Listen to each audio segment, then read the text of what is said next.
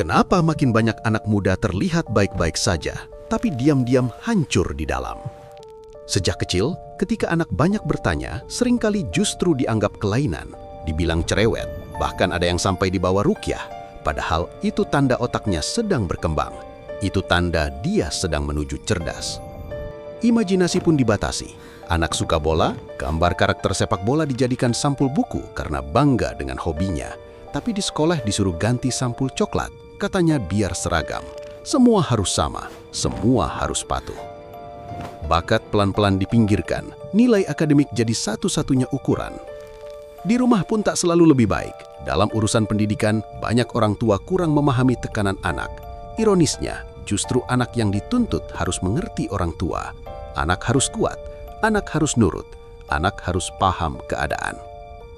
Akhirnya, mereka memendam sendiri.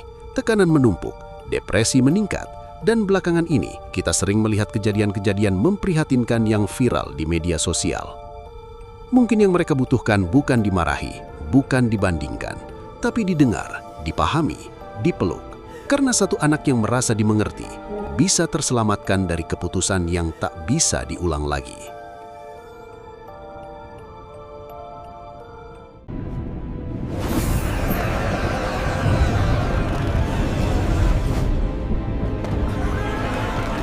$2026, harga emas naik sangat tinggi sampai tembus $5.000. Banyak orang langsung beli karena takut ketinggalan. Tapi saat indikator pasar sudah menunjukkan terlalu panas, harga justru turun hampir 10% dalam waktu singkat. Ini contoh klasik, saat semua orang euforia, resiko justru makin besar. Kenapa akhir ini harga emas bisa naik drastis dalam beberapa tahun? Ada 3 faktor utama. Pertama, ketakutan global. Kalau ada perang, krisis, atau masalah utang negara, orang biasanya pindah ke emas karena dianggap aset aman. Kedua, nilai dolar AS. Biasanya kalau dolar menguat, emas melemah karena emas dihargai dalam dolar.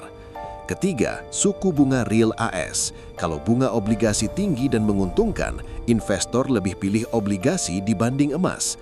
Bahkan kenaikan 1% suku bunga real bisa menekan harga emas sekitar 4,69%. Dan kenapa baru-baru ini emas turun drastis walau hanya 10%? Ini semua mulanya dipicu kabar politik di Amerika saat Donald Trump menominasikan Kevin Warsh untuk menggantikan Jerome Powell. Warsh dikenal tegas melawan inflasi, sehingga pasar memperkirakan dolar akan menguat dan emas jadi kurang menarik dalam jangka pendek. Apakah alasannya hanya itu? Apakah ada alasan lainnya? Saran untuk kita semua, jangan FOMO dan jangan beli saat harga sedang terlalu panas. Untuk jangka panjang, emas masih punya potensi, tapi tetap butuh strategi, bukan cuma ikut-ikutan. Collapsed.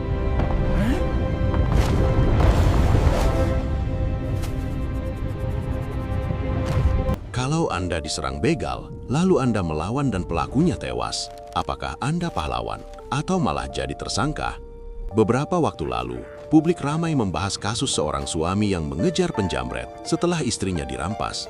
Pelaku panik, mengalami kecelakaan, meninggal dunia, tapi yang mengejar justru sempat dijadikan tersangka. Bukan cuma itu, ada juga kasus korban begal yang kebetulan punya kemampuan bela diri. Saat diserang, ia melawan untuk menyelamatkan diri. Dalam perkelahian itu, pelaku tewas. Alih-alih langsung dianggap korban, ia justru harus berhadapan dengan proses hukum. Belum lama ini, ada juga korban pencurian yang berhasil menangkap pelaku. Karena emosi dan refleks memukul si pencuri, pelaku tersebut malah melaporkan balik dan menuntut korban. Kasus-kasus seperti ini bukan 1-2 kali terjadi. Polanya hampir sama. Korban membela diri, pelaku celaka atau terluka, lalu korban ikut terseret proses hukum. Secara aturan, aparat memang melihat unsur kelalaian atau penganiayaan. Tapi di mata masyarakat, muncul pertanyaan besar, di mana batas antara membela diri dan melanggar hukum. Karena jika korban terus merasa terancam oleh proses hukum, maka yang hilang bukan cuma rasa aman, tapi juga kepercayaan pada hukum itu sendiri.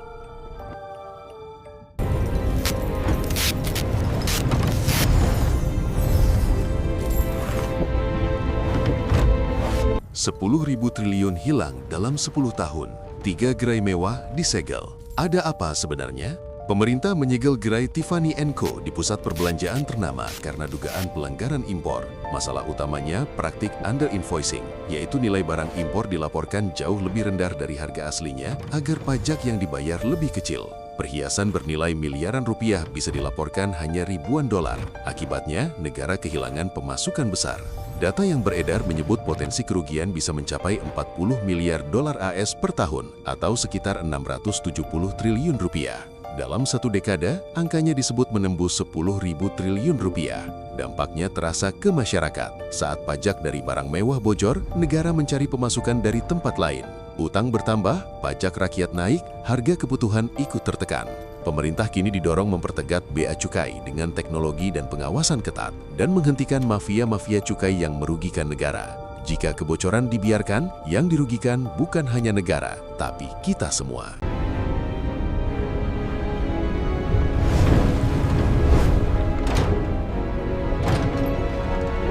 Gila, kalau ini benar terjadi, peta perdagangan Asia Tenggara bisa jungkir balik.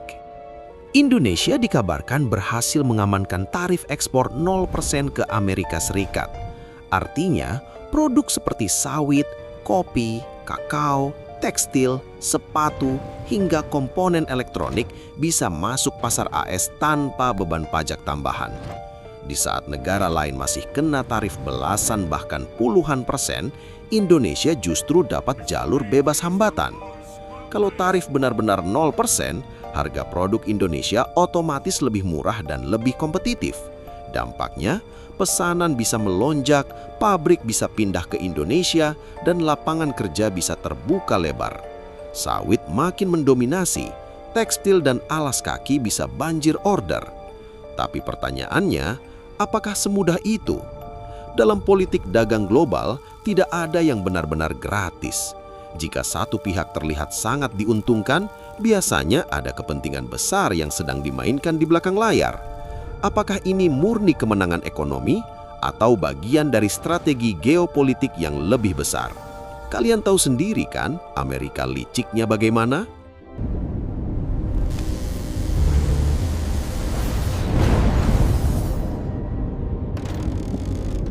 Bagaimana kalau satu perusahaan bisa mematikan internet satu negara, bukan karena perang, tapi karena mereka yang membangun jaringannya? Judulnya memang terdengar ekstrim, perusahaan China paling berbahaya di dunia. Bukan perang dengan senjata, tapi dengan teknologi. Huawei dianggap berbahaya oleh Amerika Serikat bukan karena HP-nya laku keras, tapi karena mereka membangun infrastruktur telekomunikasi global dari tower 4G sampai 5G. Ibaratnya kalau Apple jual mobil dan Google jual peta, Huawei yang membangun jalan tolnya. Ketakutannya adalah kalau mereka kuasai jaringan, mereka bisa punya akses ke data dunia. Tuduhan ini masih diperdebatkan, tapi pada 2019, Huawei tetap dimasukkan ke daftar hitam AS. Semua orang mengira mereka akan bangkrut, tapi tidak, mereka justru bangkit. Saat meluncurkan Huawei Mate 600 Pro dengan chip Kirin 9000S buatan sendiri, dunia terkejut. Artinya, mereka bisa mandiri tanpa teknologi Amerika. Sekarang Huawei punya sistem operasi sendiri, Harmony OS, desain chip sendiri, bahkan masuk ke mobil listrik dan menantang pemain seperti Tesla di pasar China. Di sini jelas, mereka ditekan bukan berarti kalah, kadang justru dipaksa bisa menjadi lebih kuat. Sama seperti negara kita semakin ditekan semakin kuat korupsinya.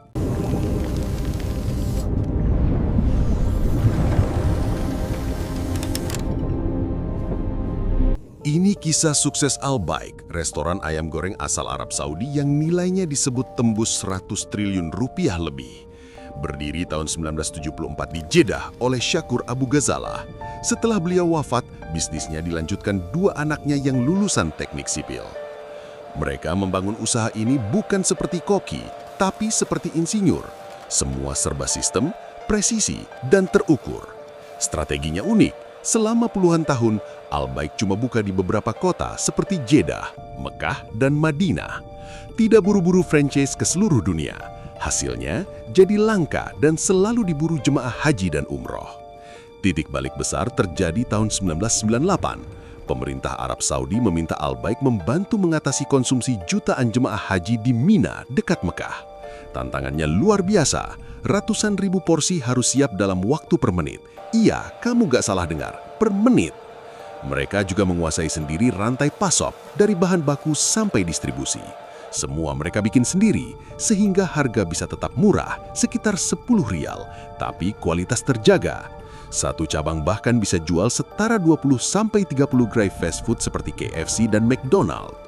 Soal rasa, ayamnya dimasak dengan teknik canggih tekanan tinggi dan bumbu disuntik sampai ke dalam, pakai 18 rempah rahasia. Ini ayam goreng terenak di dunia. Intinya, sukses Al-Baik bukan sekedar cerita jual sedekah dan berkah, tapi karena sistem bisnis yang rapi, efisien, dan disiplin. Kombinasi teknologi canggih, kualitas, harga terjangkau, dan strategi cerdas inilah yang bikin namanya mendunia.